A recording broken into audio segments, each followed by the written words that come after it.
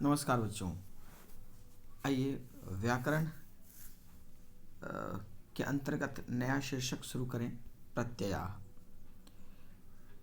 प्रत्यय इसके अंतर्गत हम त्वा, ल्यप, तुमुन और त्वतु ये 4 प्रत्ययों की चर्चा करेंगे और विस्तृत रूप से इनके प्रयोग को समझेंगे। तो सर्वप्रथम प्रत्यय के बारे में जान ले। प्रत्यय होता क्या है? तो वे शब्द या शब्दांश जिनका अपना कोई स्वतंत्र अर्थ नहीं होता, लेकिन किसी भी शब्द या धातु के पीछे जुड़कर उसके अर्थ को बदल देते हैं, वे प्रत्यय कहलाते हैं। तो प्रत्यय को शब्दांश कहते हैं। शब्द होने के लिए दो शर्तों का होना आवश्यक है। सबसे पहले तो वो कई वर्णों के मिलने से बना हो और दूसरा उसका एक निश्चित अर्थ होना चाहिए। तो प्रत्यय तो कई वर्णों का समूह है, लेकिन उसका निश्चित अर्थ नहीं होने के कारण वो शब्द नहीं कहलाता। हाँ, शब्द तब बनता है जब वो किसी शब्द के साथ लग जाता है। तो जब किसी शब्द के साथ वो शब्दांश लग जाता है प्रत्यय, तो वो जो नए शब्द की रचना करता है वो शब्द होता है।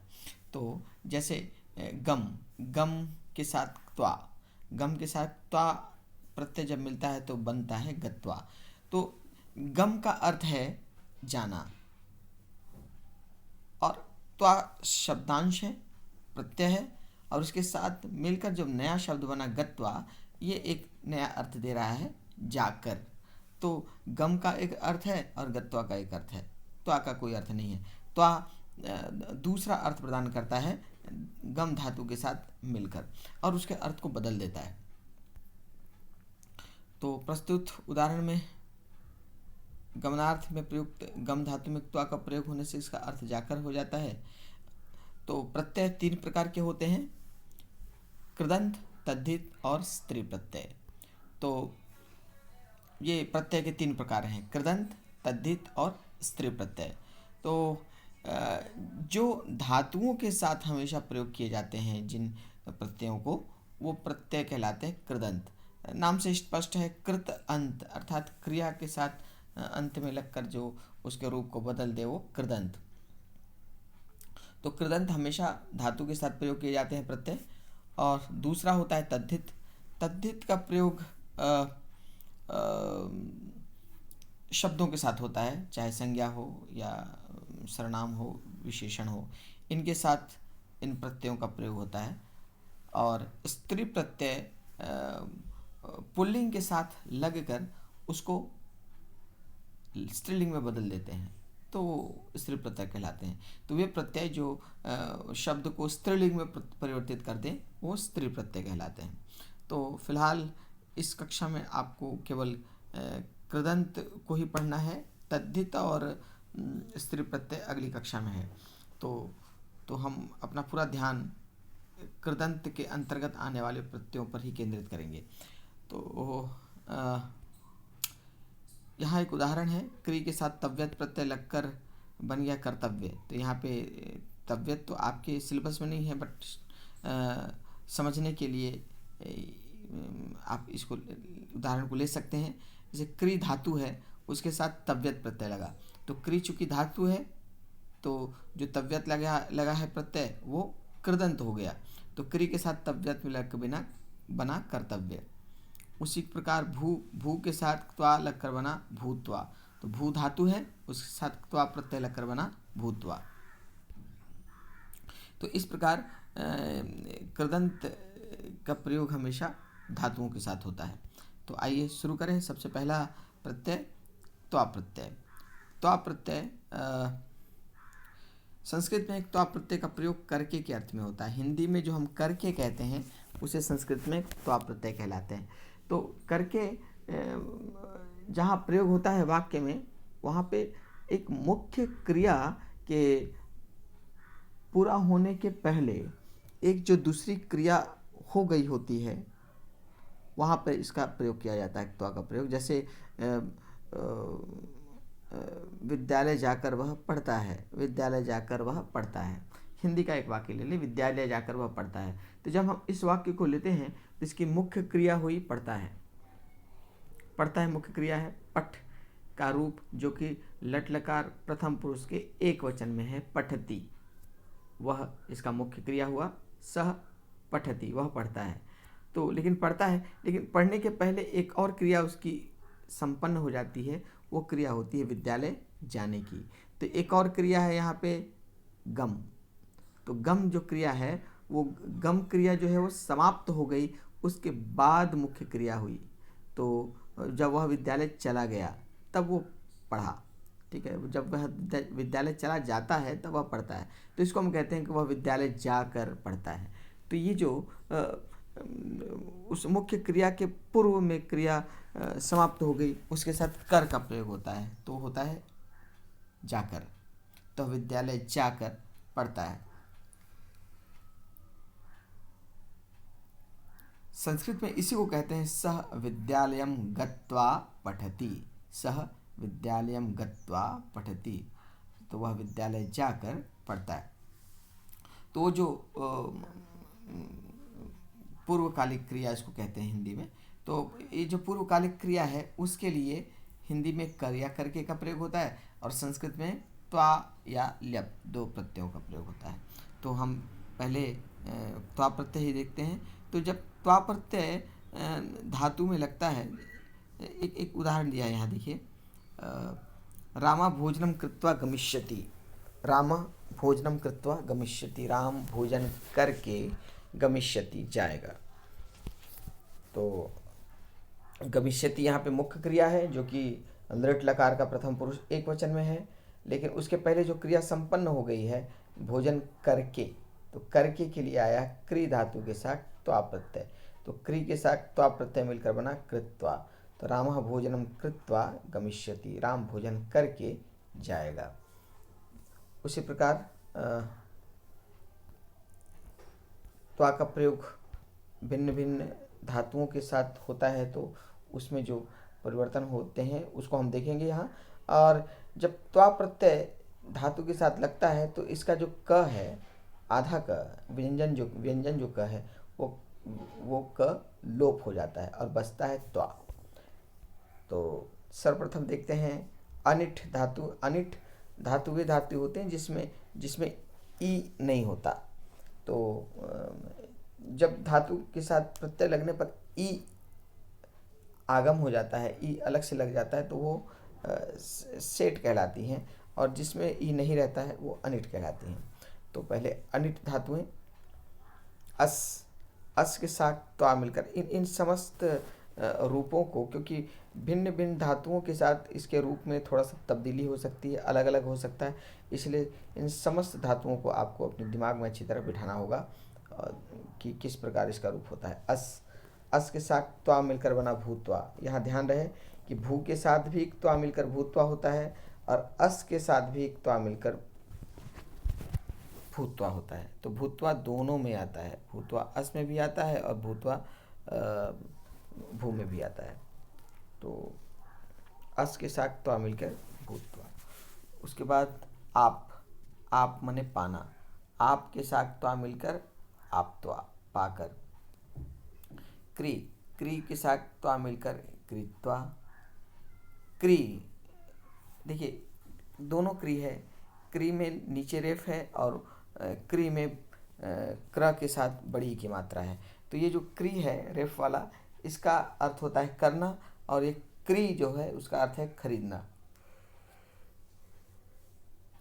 तो क्री का अर्थ है कृत्वा, कृत का रूप बनता है कृत्वा, और क्री का रूप बनता है क्रीत्वा, खरीद कर। क्रुद्ध का क्रुद्धवा, क्रुद्ध का क्रुद्धवा।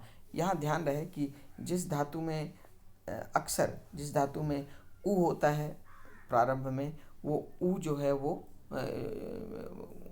उसी स्वरूप में आ जाता है। जैसे क्रुध, तो यहाँ पे ध के स्थान पे दध हो गया, क्रुद्धवा। गम के साथ गत्वा। यहाँ ये ध्यान रहे कि म जिस धातु में है उसका लोप हो जाता है, या न जिस धातु में उसका लोप हो जाता है। जैसे गम है, गम का गत्वा। जैसे नम है, नम का नत्वा। और जैसे हन है तो हन का हत्वा। तो म या न यदि अंत में हो तो वो हट जाता है। ग्रा, घ्रा का घ्रात्वा। छिद, छिद का छित्वा। जी, जी का जीत्वा। ज्ञा, ज्ञा का ज्ञात्वा।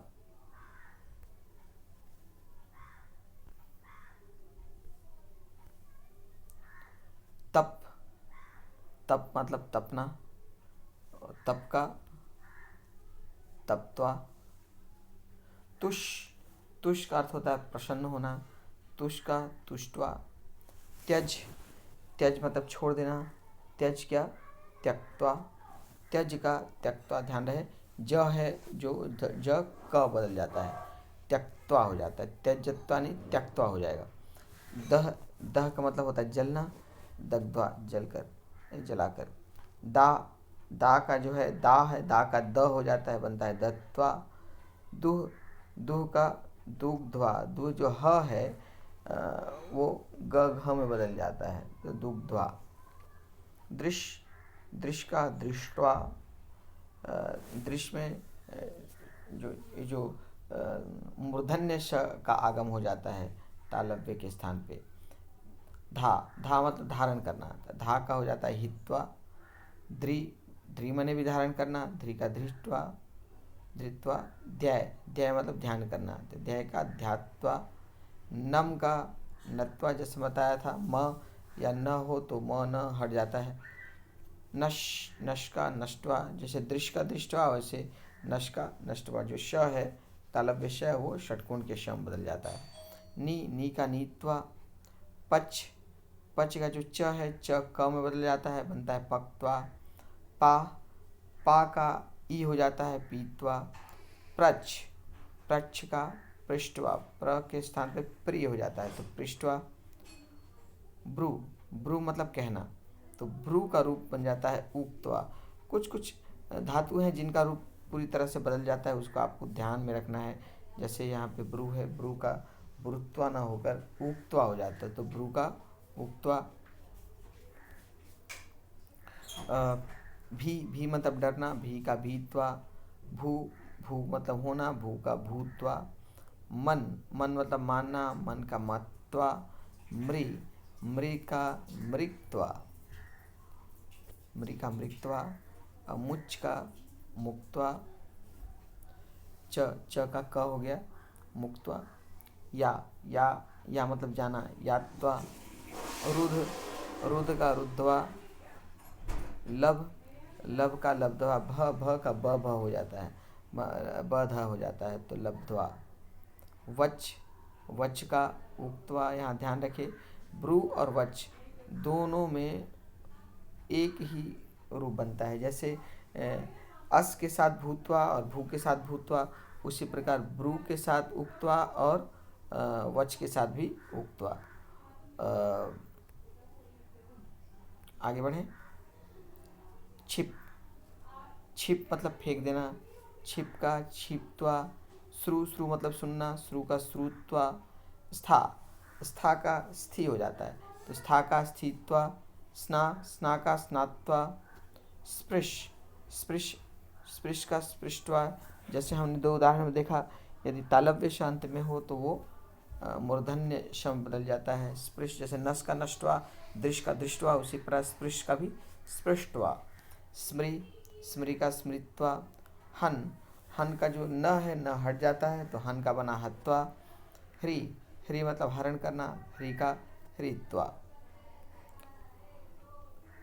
अब आगे देखते हैं सेठ धातुएं, अर्थात जिसका रूप ई के रूप में बदल जाता है। जैसे अर्च, अर्च, अर्च मतलब अर्चना करना, पूजा करना, तो अर्च का अर्चित्वा, यहाँ ई हो गया। कथ, कथयित्वा, यहाँ पे य का आगम हो जाता है कथ में, तो कथित्वा नहीं होकर कथयित्वा हो जाता है। कंप, कंप का कंपित्वा। कुप, कुप्त का कुपित्वा। कुर्द, कुर्द का कुर्दित्वा। क्री का क्रीत्वा। क्रंद, क्रंदित्वा, ये सब में ई लगा हुआ है देखिए। क्रीड़ का क्रीडित्वा। खाद, खादित्वा। खेल, खेदित्वा। गृह, ग्रह, ग्रह का गृहीत्वा, यहाँ ग्रह है जिसका गृह हो जाता है। चल, चल का चलित्वा। चिंत, चिंतयित्वा, चिंत में भी त के साथ य का आगम हो जाता है। चूर, चूर का चोरिता, जो चू उ है उसका ओ हो जाता है, चोरित्वा। जागृ, जागृ का जागरित्वा। ज्वल का ज्वलित्वा। ताड़, ताड़ मतलब मारना, ताड़ का ताड़यित्वा। तुल, तुल का तोलयित्वा, ऊ का ओ हो जाता है, तोलयित्वा। दंड का दंडयित्वा। द्रुह तो द्रुहित्वा या द्रुहित्वा। धाव, धाव धावित्वा। निंद तो निंदित्वा। पठ, पठित्वा। नृत्य, नर्तित्वा। नृत्यत्वा नहीं होता है, नर्तित्वा।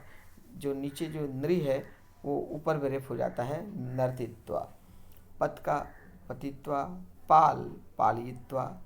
पीड़, पीड़यित्वा, यहाँ यह सब में यह का आगम हो गया है। पूज, पूजयित्वा। भक्ष, भक्ष का भक्षित्वा। भ्रम का भ्रमित्वा। मिल, मिलित्वा। मुद, मुदित्वा। याच, याचित्वा। रक्ष, रक्ष का रक्षित्वा। रच, रच का रचयित्वा। रुद, उ का ओ हो जाता है, रुद का रुच का रुचित्वा। लिख का लिखित्वा। वद, वद का उदित्वा। ये भी ध्यान रहे, यहाँ रूप एकदम पूरी तरह चेंज हो गया है। तो ये वद है, वद का उदित्वा। उसी प्रकार वस है, वस का भी रूप पूरी तरह चेंज हो जाता है, वस का उषित्वा हो जाता है। वांछ, वांछित्वा। विद, विदित्वा। वृत्त, वर्तित्वा। इसके अलावा वृद्ध, वृद्ध मतलब बहना, बढ़ना, वृद्ध का वर्धित्वा। शिक्ष, शिक्षित्वा। शी, शी मतलब सोना, तो शी का शयित्वा। सह, सह का सो हो जाता है, ये तो सह के साथ त्वा मिलकर बना सोढ़वा, सोढ़वा। सेव, सेवित्वा। हस, हसित्वा। हर्ष, हर्षित्वा। इस प्रकार त्वा प्रत्यय लगकर इन सब के रूप बदल जाते हैं। फिर भी आप लोगों ने उदाहरण में कई ऐसे उदाहरण देखे होंगे जो कि नियमों का पालन नहीं करता और अपना स्वयं का उसने खुद उसका रूप बना लिया है। तो जब भी आप प्रत्यय के साथ इन धातुओं का प्रयोग करें तो उस धातु की प्रवृत्ति को ध्यान में रखें और उसके अनुरूप ही आप उसके रूप को परिवर्तित करें। तो मिलते हैं अगली क्लास में। अगली क्लास में अगले प्रत्यय ल्यप प्रत्यय की चर्चा करेंगे। तब तक आपका दिन शुभ हो। Happy learning.